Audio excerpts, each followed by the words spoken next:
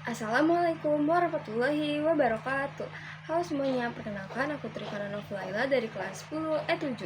Jadi di sini aku ingin menjelaskan materi bab 4 sosiologi, yaitu keberagaman manusia dan budaya dalam masyarakat multikultural. Jadi yang pertama ada pengertian. Keberagaman adalah kondisi dalam masyarakat yang menunjuknya adanya perbedaan-perbedaan antar individu maupun kelompok. Perbedaan ini dapat berupa suku bangsa, bahasa, agama, adat, istiadat, dan nilai dan budaya. Dalam kehidupan sosial, keberagaman merupakan sesuatu yang alami karena manusia berasal dari latar belakang yang berbeda-beda. Menurut sosiologi, keberagaman muncul karena manusia hidup dalam kelompok sosial yang memiliki kebudayaan yang berbeda. Contoh keberagamannya yaitu yang pertama perbedaan suku, contohnya kayak Jawa, Sunda, Batak, Dayak, Papua, dan lain-lain.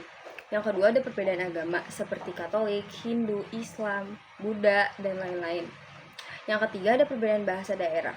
Dan yang keempat ada perbedaan adat dan tradisi. Di Indonesia, keberagaman dikenal dengan semboyan Bhinneka Tunggal Ika yang berarti berbeda-beda tetapi tetap satu. Yang kedua ada faktor penyebab keberagaman masyarakat. Keberagaman masyarakat terjadi karena beberapa faktor, antara lain yaitu A. Letak geografis. Apa sih letak geografis? Jadi Indonesia terdiri dari banyak pulau yang dipisahkan oleh laut sehingga masyarakat berkembang dengan budaya masing-masing. Contohnya budaya Jawa, budaya Minangkabau, budaya Toraja, budaya Papua. Perbedaan kondisi alam juga mempengaruhi cara hidup masyarakat, nggak cuma letak geografis doang. Jadi yang B. Pengaruh kebudayaan luar. Sejak zaman dahulu, Indonesia menjadi jalur perdagangan internasional sehingga banyak kebudayaan asing masuk. Contohnya pengaruh budaya dari India, Cina, Arab Saudi, dan Belanda. Pengaruh ini menghasilkan keberagaman budaya seperti dalam agama, bahasa, makanan, dan kesenian. C. Kondisi iklim dan lingkungan. Lingkungan alam yang berbeda membuat cara hidup masyarakat berbeda pula. Contohnya yaitu seperti masyarakat pesisir bekerja sebagai nelayan, atau masyarakat pegunungan bertani, dan masyarakat perkotaan banyak bekerja di sektor industri dan jasa. Yang selanjutnya ada D. Mobilitas penduduk. Mobilitas penduduk apa sih? Yaitu perpindahan penduduk dari satu daerah ke daerah lain, menyebabkan pencampuran budaya. Contohnya seperti urbanisasi, transmigrasi, dan migrasi. Yang ketiga, pengertian masyarakat multikultural. Masyarakat multikultural adalah masyarakat yang terdiri dari berbagai kelompok budaya yang berbeda tetapi hidup bersama dalam satu wilayah. Konsep ini menekankan pengakuan dan penghargaan terhadap perbedaan budaya. Ciri masyarakat multikultural yaitu ada 5. Yang pertama, terdapat banyak suku bangsa. Yang kedua, memiliki berbagai bahasa daerah.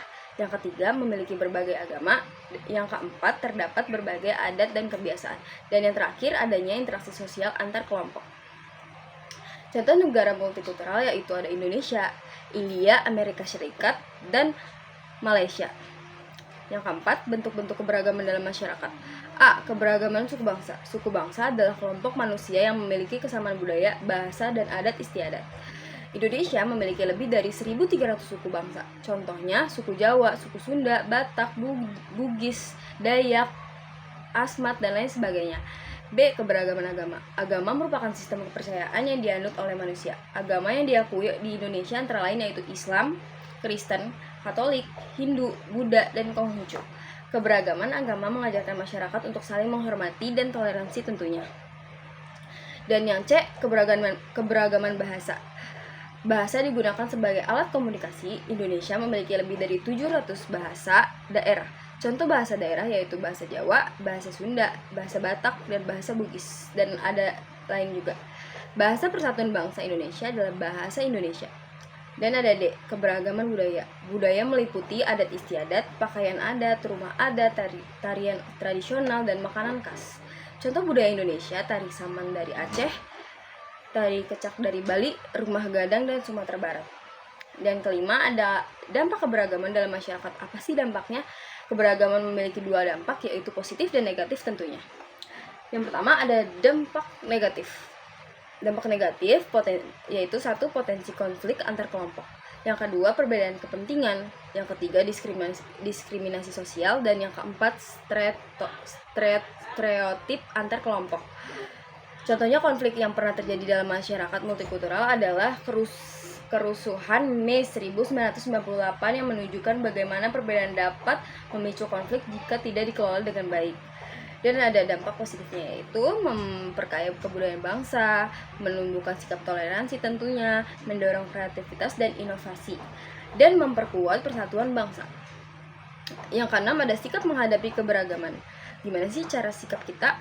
Yaitu, agar masyarakat multikultural tetap harmonis, diperlukan sikap-sikap berikut. Yang pertama, toleransi tentunya. Menghargai dan menghormati perbedaan yang ada dalam masyarakat.